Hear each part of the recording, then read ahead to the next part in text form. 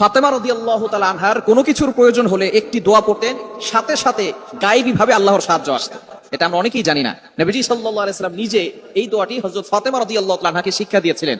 ফাতেমা রাদিয়াল্লাহু তাআলা আনহা বাসায় এসে তিনি এই দোয়ার আমল করতেন এবং সাথে সাথে গায়েবী সাহায্য আসতো। রিজিক নিয়ে তিনি কখনো টেনশন করতেন না। তার ঘরে খাবার ছিল না, যখনই খাবার থাকতো না তখন এই দোয়া পড়তেন আর আল্লাহর পক্ষ থেকে গায়েবী সাহায্য আসতো। একবার নবীজি সাল্লাল্লাহু আলাইহি ওয়াসাল্লামের কাছে 6টি ছাগল হাদিয়া আসলো। হযরতে আলী রাদিয়াল্লাহু তাআলা আনহুর বাসায় কোনো খাবার নাই। হযরতে আলী রাদিয়াল্লাহু তাআলা আনহু, ফাতেমা রাদিয়াল্লাহু তাআলা আনহা না খেয়ে আছেন, হাসান হোসেন রাদিয়াল্লাহু তাআলা আনহুমা ছোট ছোট নবীজির নাতিরা না খেয়ে আছেন, ঘরে কোনো খাবার নাই। আলী রাদিয়াল্লাহু তাআলা আনহু মসজিদে গেলেন, যাওয়ার পরে দেখলেন নবীজির কাছে 6টা ছাগল হাদিয়া আসছে। আলী রাদিয়াল্লাহু তাআলা আনহু মনে মনে একটি শান্তি পেলেন, আর চিন্তা করতে লাগলেন বাসায় যাওয়ার পরে ফাতেমাকে নবীজির কাছে পাঠাবো আর বলে দিব নবীজির কাছ থেকে যাতে করে একটা ছাগল হাদিয়া নিয়ে আসে। আলী রাদিয়াল্লাহু তাআলা আনহু বাসায় আসার পরে ফাতেমা রাদিয়াল্লাহু তাআলা আনহাকে বললেন, আজকে দেখলাম নবীজির কাছে 6টা ছাগল হাদিয়া এসেছে, তুমি যদি নবীজির কাছে যাও সেখান থেকে যদি একটা ছাগল নিয়ে আসো তাহলে আজকে আমাদের জন্য রান্না করে খাবারটা খুব ভালো হবে। আমার সন্তানরা অনেকদিন ধরে না খেয়ে আছে, আমরাও কিছুদিন না খেয়ে আছি, তুমি তোমার বাবার কাছে যাও। ফাতেমা রাদিয়াল্লাহু তাআলা আনহা চলে গেলেন বাবার কাছে। নবীজি সাল্লাল্লাহু আলাইহি সাল্লামের কাছে যাওয়ার পরে ফাতেমা রাদিয়াল্লাহু তাআলা আনহা বললেন, আব্বাজান, আমার বাসায় কোনো খাবার নাই, আপনার নাতি দুইজন ক্ষুধার তাড়নায় কাতরাচ্ছে, আপনার কাছে নাকি 6টা ছাগল হাদিয়া এসেছে, ওই ছাগলের ভিতরে আমাকে একটা ছাগল হাদিয়া দিয়ে দেন। এদিকে আলী রাদিয়াল্লাহু তাআলা আনহু আর হাসান হোসেন রাদিয়াল্লাহু তাআলা আনহুমা তারা ছুরি ধার দিচ্ছেন যে ছাগল আসবে সেটাকে জবাই করে তারা খাবার খাবে।